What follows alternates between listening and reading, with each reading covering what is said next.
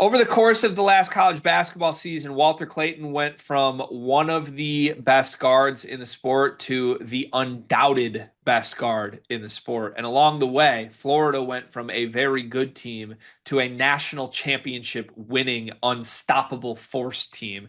And it was almost entirely Clayton's emergence as that superstar guard. Now, they had a lot of good pieces around him.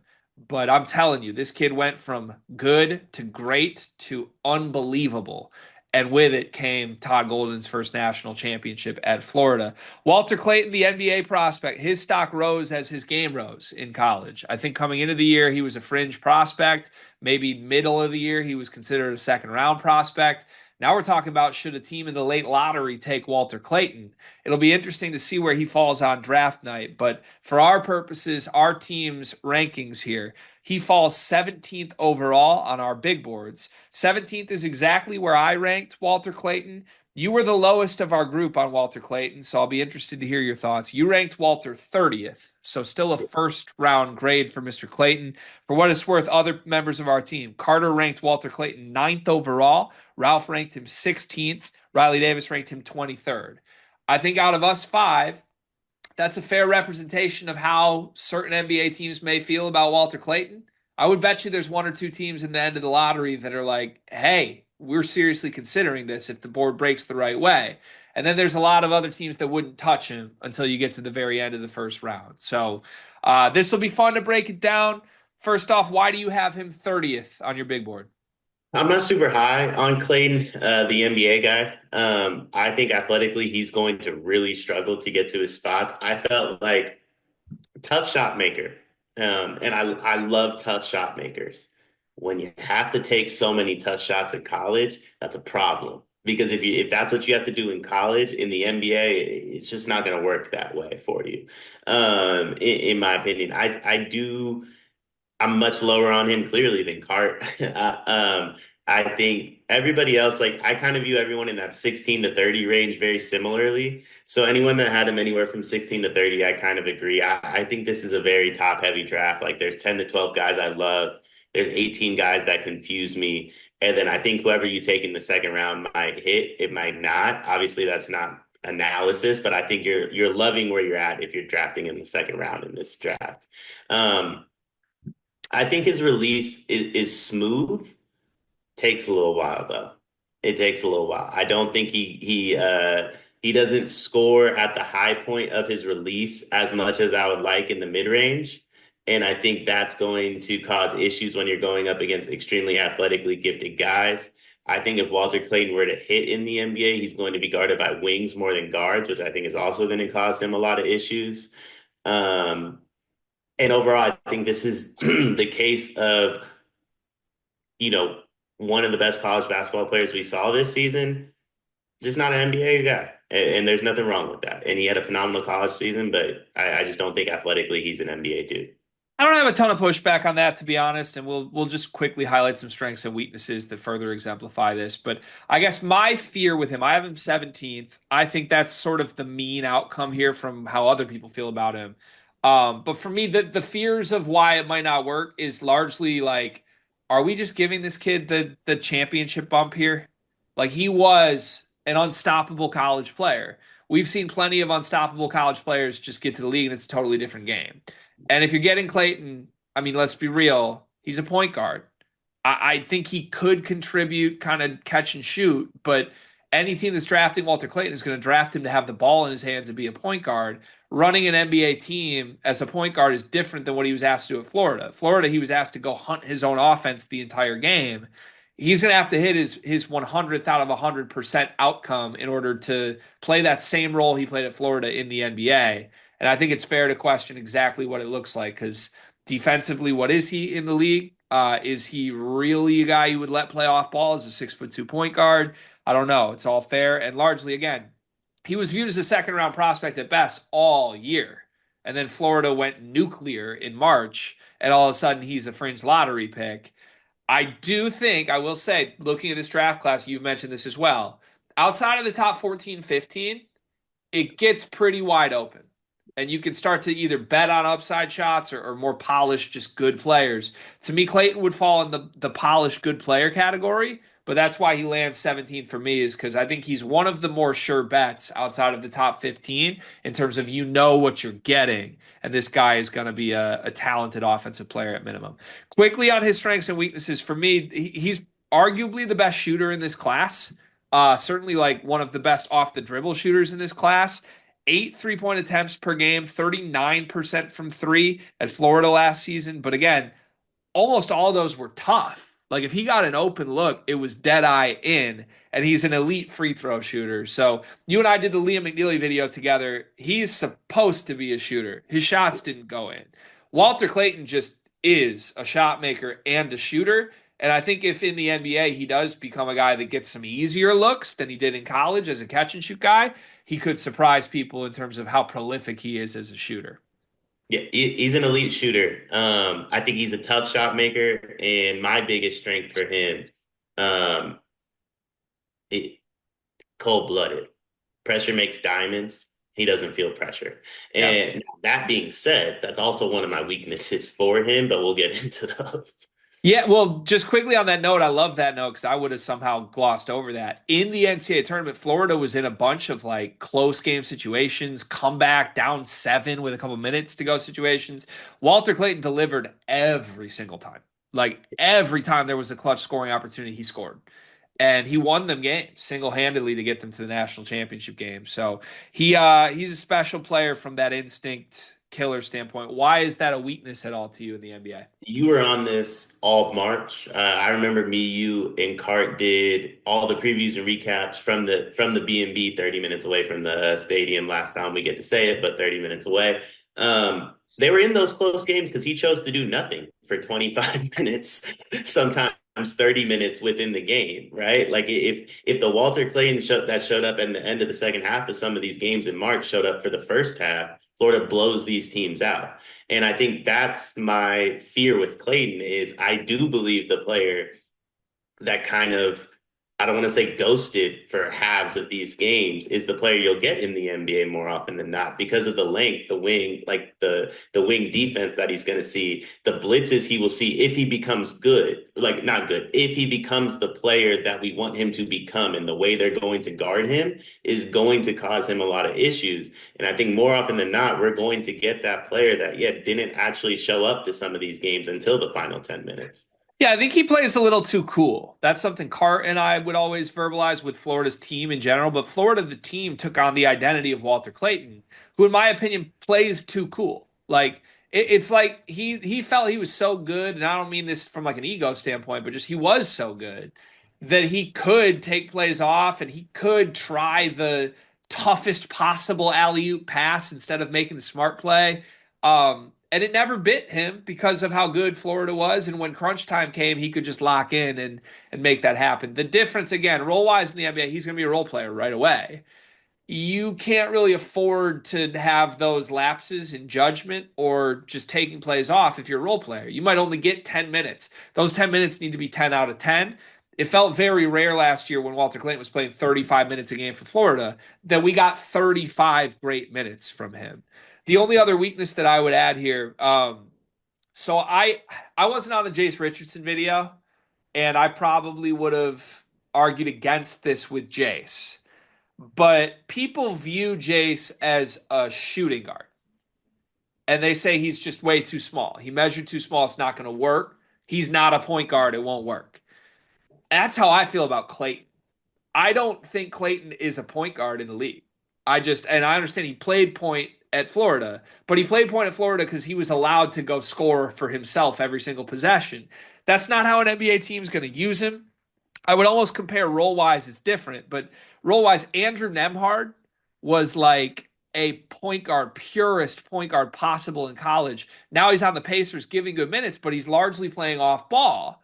That's the type of role I think Clayton's going to end up playing. But Andrew Nemhard's 6'5", and Walter Clayton's legitimately 6'1", 6'2". So I worry that his size will come back to bite him in the league, much the way people worry about that with Jace. I do. I wasn't on the Jace Richardson video either. Jace Richardson makes all the right plays. That's what point guards do. Maybe he didn't play point guard in college, but you can see why people think he's a point guard through what he did at the two spot. Clayton, through what he did at point guard, you could see why he won't play point guard in the NBA at the same and that same token. Um, and I just don't think I don't think he's a point guard by any means. He's a scoring guard. He might not be a shooting guard either. And it's going to take a coach. And this is why I struggle to see the vision. It's going to take a coach making a role for Walter Clayton. And you don't build roles for guys that you draft in the late first round, early second round. You don't build roles for, respectfully, 6'2", 22-year-old draftees. They fit into the role. And there is no role at the NBA level that I think Walter Clayton seamlessly fits into. And a coach is really going to have to say, do I want to make a role for my eighth or ninth man? I don't know that I think a coach is going to want to do that. Yeah. Okay. I could see it. Let's get to our superlatives here, our categories. Give me one word to describe Walter Clayton. I said underestimated. That's exactly what I'm doing to him. My one word is going to sound crazy given how this video started and how this video is going to end, but I said assassin. And that's because when push comes to shove, balls in Walter Clayton's hand, it's going in the hoop. And he did it for 6 straight games in the NCAA tournament. And, the two that we were in person at, have really stuck with me because it was special to see what Walter Clayton did. You knew once he got the ball, that game was over. Yeah, it became his tournament. And me coming to terms with that, because I kept doubting Florida every step of the way, me coming to terms with that in real time in San Antonio with you and Cart was like a moment for me of like, damn, I got to admit I'm wrong with him. That's why I went underestimated, because I underestimated him constantly last year. I was just like, this isn't going to hold. He's not that guy. He was that guy repeatedly. And I do think there's an element of like, you and I are going back to the well on being a little doubtful of this guy. Did we not learn our lesson before? There's going to be some GM that just believes in him and goes for it, and we'll see what the situation allows. But he's earned the right to laugh at the doubters, and right now we have at least one doubter on this call still doubting. Is he more likely to hit his floor or his ceiling in the NBA? I said ceiling. I definitely said floor. Okay. I do think his ceiling's really high though when we get into it, but I said floor. Okay. Yeah, I think the shooting at minimum will translate, which is why I'm going to say ceiling. I just think he is a polished enough offensive player that it won't completely bottom out. But this is not the most confident answer for me. There's certainly other players I feel stronger about saying ceiling. I would just lean he hits his ceiling more than his floor. Give me a team fit that you like for Walter. This is one of those ones that you could almost say any team, and I would believe it because he could go anywhere in the first or second round. I said Nuggets. I don't think he's a point guard. I don't really think he's a two. Jokic plays the point at center. That's a really interesting answer with answers I have coming up later in Me this. too. Me too. I'm afraid we have the same answer for one of these I questions. bet we do. So for similar reasons, I said the Orlando Magic. And let me pull up the draft order because I believe the Magic have a couple different picks here, and that's part of why I like them as a fit. They have 16 and 25. And 16 feels a little too high for Walter, but I don't think they'd get killed for taking him there. 25, if he's still there and you already got a different player at a different position, I think all of a sudden people are saying they love that draft if you add Walter Clayton. And more importantly for me, the best landing spot for him, I think, would be a spot that kind of has a little opening at the guard spot on the depth chart. He's got to actually get an opportunity and also has some other superstar that is a primary, so he can catch and shoot a little bit. Orlando has both Paolo and Franz being facilitation guys at times. They've got Jalen Suggs as a guy they believe in, but let's be real. Suggs is not the hardest person to beat out in the long term. And outside of Suggs, I think there's some rather large openings in the Orlando Magic backcourt for a player to jump in and make his minutes mean something. Walter Clayton would have a chance to do that right away on a team that is trying to win also. And I think you didn't say this, but that's probably part of your answer too. He should go to a team that is trying to win, and that's the best path forward for him to get a chance. Yeah, if he goes to a team where if he goes to like the Trailblazers, his weaknesses will be shown right away. If he goes to the Wizards, his weaknesses will be shown right away. He needs to go to a team that can protect him. And I think it's also more likely that a coach of an Orlando or Denver is like, let me build this role for you. versus the Wizards are just gonna be like roll the ball out there and like good luck. Yeah. And those teams that might still be trying to lose, there's not much incentive to play a 22-year-old at that point, right? So go to a team trying to win. They're not worried about age. Let's go play. Okay, in 5 years, where is Walter Clayton? This is one that you might be able to get creative on because there's a lot of options. Could be All NBA, All Star, starter, bench, G League, overseas, or a podcaster. I said he will be a starter in 5 years. I said he'll be overseas. I think he will be the EuroLeague MVP 5 years from now. And that's not me saying he can't play in the NBA 5 years from now. I look at it the same way Kendrick Nunn, Jabari Parker, some of these guys who I think could be like 11th, 12th men on a bench have decided, let me go be the superstar overseas. I think that's what Walter Clayton's going to decide. Okay. I don't hate that. It sounds really negative to say it out loud. I'm going starter. I just think he'll end up being a fifth option guy on a good team at some point, at least early in his career. And if it ends up overseas, I think it would be later than 5 years from now. But as you say it, you talk through like the Jabari example. I mean, I could see this guy in a Shanghai Shark jersey just going for like 45 a night and he becomes Yeah. the shell. It could happen. All right. Fun category here. Walter Clayton is the most likely to what? I said get drafted to the Lakers because LeBron said he was a fan of him. I said, and I don't even know if this is possible. I said, wish he stayed in college. I think Walter Clayton, and you see it with how he plays at the end of the games, loves the moment, loves being the guy, loves being the hero. As I do think he could stick in the NBA, he's never going to stick in that mold, though. That's fair. So I went the Shabazz Napier route here, where LeBron with the Heat just like insisted they draft Shabazz Napier because he had a good NCAA title run. I don't know if LeBron is past that point at this point. He probably doesn't care, but I could see Bron just like, oh, I watched Florida twice this year. Walter Clayton was electric. We could use that at point guard and trying to get Rob Pelinka on the line. So I don't know. We'll see. Just a fun one there to our comparisons. I think we have the same best case comparison here. Who is it? Jamal Murray. Jamal Murray was mine too. You can give the analysis on why. I don't view Jamal Murray as a point guard necessarily. I think he's playing point in a Nikola Jokic system. I think he's a phenomenal shooter. I think Jamal Murray does the thing where he does it to a whole nother extent because he takes 82 games off and the first 3 quarters of some games.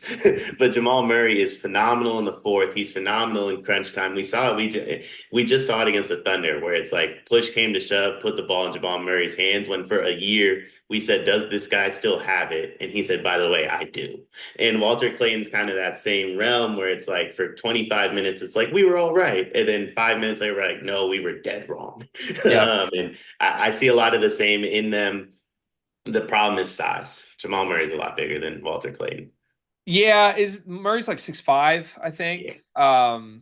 But yeah, I don't know. I heights are tough with NBA draft. I'm already really tired of everyone being like, you can't compare someone 3 inches shorter to somebody else 3 inches tall. Like, who cares? Like, all of the Jamal Murray things you just said apply to Walter Clayton. If it works, it's going to be very similar. And I think again, the point of like Jokic being the best thing that ever happened to Jamal Murray's career is something Walter Clayton needs. If he lands in a spot where there's a different guy at a different position that's unique enough to run a lot of point guardy things, then it helps him just focus on what he's great at, the clutch stuff, the shot making, the shooting. Hopefully he gets a chance. And if he does, it could end up being very Jamal Murray-esque in the long term for me. Worst case player comparison. I'm excited to hear who you have for this. I kind of went the similar route you went with Shabazz Napier, but I took a guy that Steph Curry and Draymond Green chose to beg for, uh, and he stunk. Jacob Evans. They begged for them to take Jacob Evans. Jacob Evans coming out of college did a lot of the scoring stuff Walter Clayton does. He was a really good shooter. I think the difference was he was a bit better of a defender. But he was kind of like that tweener guard where it's like, what is his position? What's his role in the NBA?